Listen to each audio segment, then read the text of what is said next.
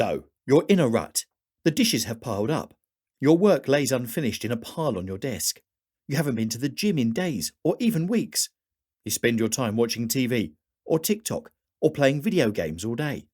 Somehow, you've managed to wake up on the wrong side of the bed every morning. You lack energy, motivation. You can't even remember why you used to be so productive in the first place. What's worse, the thought of picking yourself up by the bootstraps and getting back on top of things fills you with dread. You don't want to clean your room. Lying on the couch all day is a much more enjoyable pastime. Catching up on work sounds like a huge burden, and the further you slide into this rut, the harder it is to come back out of it. But you are here, watching this video. This means you're probably feeling sick and frustrated with your inability to get moving. You don't want to be in a rut anymore.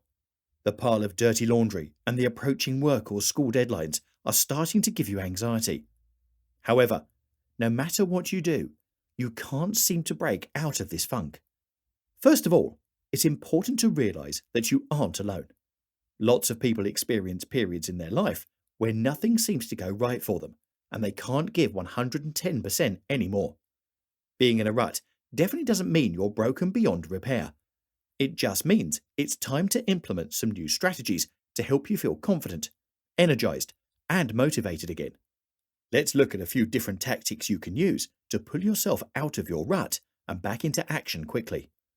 The first step to getting out of a rut is realizing that you are not fine. In a TEDx talk by Mel Robbins, she describes how dangerous the F word can be. Often, we tell ourselves that we're fine. Fine not having the things we want. Fine living our lives on autopilot. Fine feeling unmotivated and unenergized. Essentially, we become complacent. However, what we need to do instead is acknowledge that we are not fine. We are not fine with the way things are, with our lack of inspiration, with our missed due dates, with sleeping in until noon. When we acknowledge that we're not fine, we can then create the emotional impetus to force ourselves forward. One of the reasons you probably find yourself in a rut is because you've accepted it. You've accepted leaving your dirty laundry on the floor. It's fine, you subconsciously tell yourself. You've accepted not going to the gym anymore. It's fine. You've accepted that you'll turn in your work a day or two late. It's fine. Once you acknowledge that, no, things are actually not fine, you can begin to do the work you need to do to get out of your rut and back to your usual self. Feeling unsatisfied with your life while in your funk can give you the emotional energy you need to change things. The next important thing to realize when trying to get out of a rut is that humans are essentially ruled by our emotions. If you're in a rut right now, you're probably spending a lot of time watching TV, or with your face glued to your smartphone, or even playing video games until late at night. All these activities supply your brain with lots of dopamine, which makes you feel good for short bursts. Your brain loves getting dopamine through these easy activities and ends up chasing it over and over again. Eventually, your brain gets hooked on dopamine. You become addicted to your phone, or shows, or games because they supply you with those quick dopamine hits and allow you to escape into other worlds.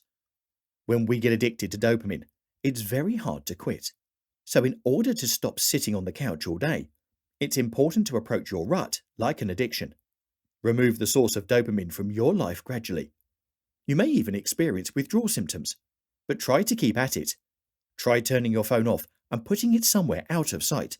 Or try working in a new environment, like a coffee shop or library, where you can't get distracted by your game controller sitting nearby. When you understand the power of dopamine on your brain, you can take the necessary steps to remove your distractions and replace them with more fulfilling activities. Another key principle to understand when it comes to getting out of a rut is that motivation actually follows action. Motivation and action are sort of like a circle, where motivation causes us to take action. However, taking action also causes us to gain motivation. So if you find yourself struggling to find the motivation to take action, to clean up your life, to get back on track, to finally fold that pile of laundry on your bed, you probably never will because you're stuck at the bottom of an unmoving Ferris wheel. Instead of waiting around for your motivation to suddenly appear, try taking action first instead. Once you take action, you'll probably discover motivation along the way to keep going. Just taking one small action is enough, followed by praising yourself with a reward or a pat on the back. This is self-induced dopamine, can get the Ferris wheel back up again. The cycle of action and motivation will kick into motion once more. However, while taking action, even if it's small, is a great way to start the motivation action wheel turning again, you can also take some steps to gain back your motivation first. Simply just getting a little bit of motivation can be enough if it causes you to take immediate action, which then results in more motivation and more action. Some ways you can give yourself a little motivation is through listening to inspirational speakers, uplifting music, reading a self-improvement book, or listening to a motivational podcast.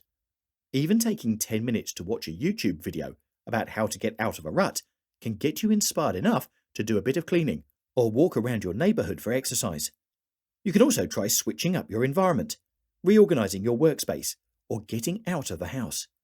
It's easy to feel stuck in a rut when your routine has gone stale and the places you live and work have become tedious.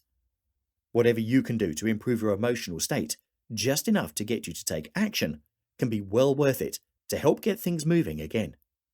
The last thing to remember when it comes to getting out of a rut is that it may not happen overnight.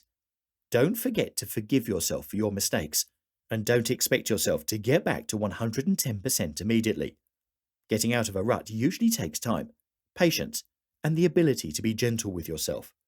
Every time you accomplish a task, make sure to give a little cheer, high-five yourself, or somehow give yourself a reward. Keep focusing on moving forward and getting momentum back in your life, one step at a time. It might be hard, and there might be setbacks, but eventually, you'll relearn how good it feels to be productive and energized, and you'll finally get out of your rut.